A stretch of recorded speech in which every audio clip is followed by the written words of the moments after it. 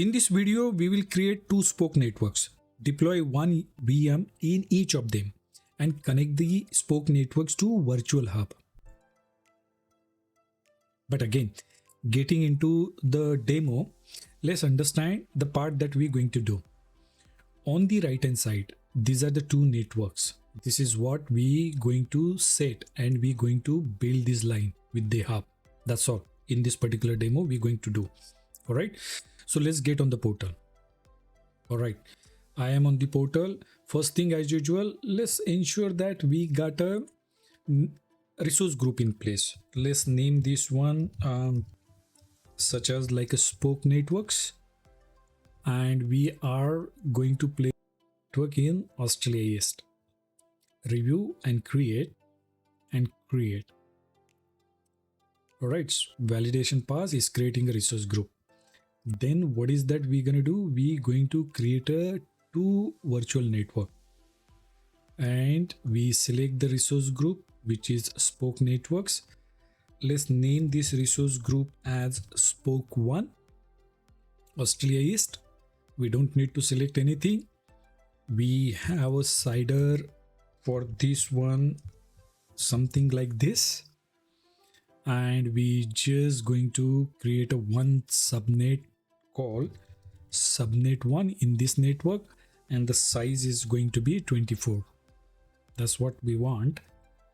This particular virtual network validation pass create is deploying the network. In meanwhile, we go to the virtual network once again. We hit create button. We select the resource group, and we name this particular network as spoke 2 Australia East in this case as well. We don't select anything from the security features. In this case, we going to name this we're going to assign the CIDR 10.30.0/20, and we are going to name this subnet as subnet 2, and the CIDR we're going to allocate is this. All right, review and create. Validation pass create, and the spoke 2 network is also being deployed. Let's go to the virtual network. Spoke 1 is already in place.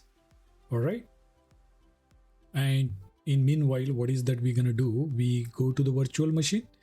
We create a virtual machine, and we select the resource group as networks only. Let's go ahead and place into that only. We call this one spoke 1 VM. All right, so let's not select anything here. This looks okay to me. I think we go with the Windows image. In this case, we select one vCPU. OS admin is the account that we're going to create. Let's assign the password to this particular account. Similar thing in this case as well. And we're not going to select RDP port for the public access, because when we want to access this machine on P2S connection. So none. Next, we don't need to bother about this, and we have to choose the network. So we got a spoke 1, that's the CIDR. We're not going to assign the public IP, and basic is fine in this case, and definitely we would like to delete the NIC when the VM is right. We don't need to set any other things from this one. We're not testing anything in this demo. We're just testing the connectivity. So let me basically validation pass, and let me create this particular machine. Okay, so let's ensure that the deployment is kicked up. All right, so deployment is in progress. So what we can do, we can do the similar thing again, and we go to the resource group. We select the resource group. We name this machine as VM spoke 2 VM. We select the Windows image, same size. Let's name this account local admin account. Let me go ahead and enter the password for this account as well. All right, so re-enter the password. All right, so password is re-entered. Again, in this case as well, we don't want to select any inbound port for this VM. We don't need to change anything for disk. And this is where we have to place into the second network. In this case as well, we don't want any IP.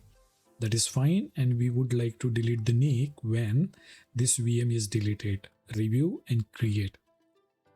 That's just a vanilla VM, we creating, no fancy config on the VMs.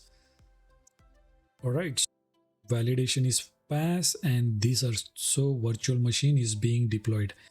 All right, so we don't need to wait that machine to come in here. What we can do, we just get on the virtual WAN, and on the virtual WAN we select the hub. All right, we got a hub here, and this is what we are interested in, under connectivity, virtual network connections.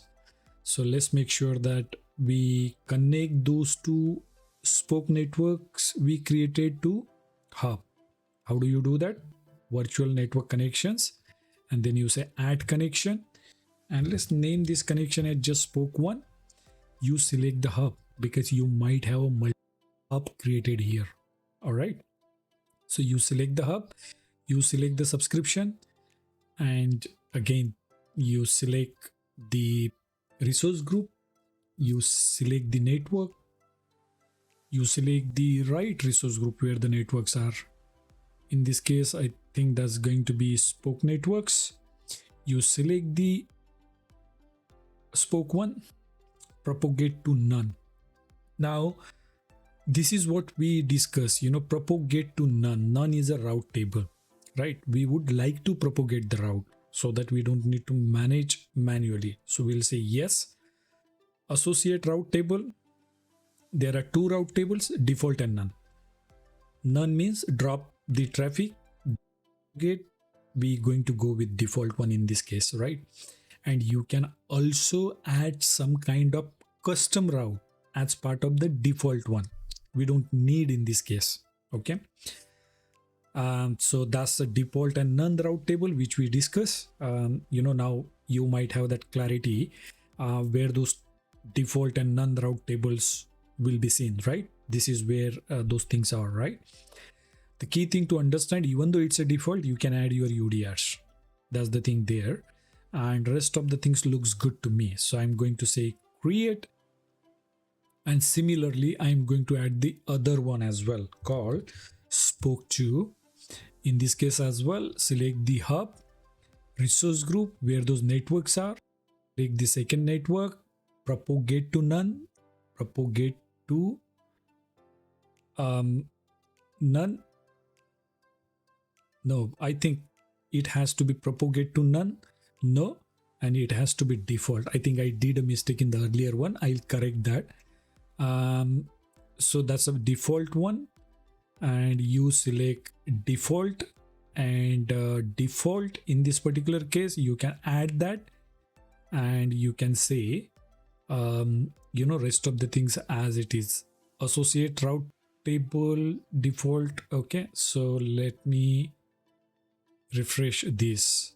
All right, so I think this is the one we have to correct because propagate default route enable, associate route table default looks good to me. Propagate table. So I think, and in this case propagate route table, that also looks good to me.